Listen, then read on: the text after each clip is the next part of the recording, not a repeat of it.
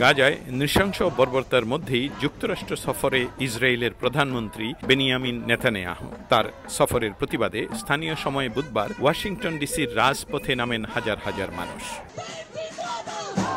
ফিলিস্তিনিদের জাতীয় পতাকা হাতে করেন বিক্ষোভ। গাজায় ইসরায়েলি গণহত্যা ও নেতানিয়াহুর যুক্তরাষ্ট্র সফরের প্রতিবাদে ডাকা এই বিক্ষোভে অংশ নেন সাধারণ ইহুদিরাও। ইসরায়েলি প্রধানমন্ত্রী বেনিয়ামিন নেতানিয়াহুর মার্কিন কংগ্রেসে বক্তব্যের প্রতিবাদ জানাতে এদিন যুক্তরাষ্ট্রের বিভিন্ন অঙ্গরাজ্য থেকে ওয়াশিংটন ডিসিতে ছুটে আসে হাজার হাজার মানুষ।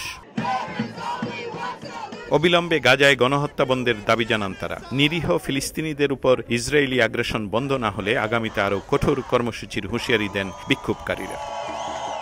অবরুদ্ধ গাজা উপত্যকায় হামলা বন্ধে যুক্তরাষ্ট্রকে ইসরায়েলের বিরুদ্ধে কঠোর পদক্ষেপ নেয়ার দাবি জানান কেউ কেউ। অনেকে নেতানিয়াহুর ও মার্কিন প্রেসিডেন্ট জো বাইডেনের বিরুদ্ধেও স্লোগান দেন। দস্তগীর জাহাঙ্গীর, সময় সংবাদ, ওয়াশিংটন ডিসি।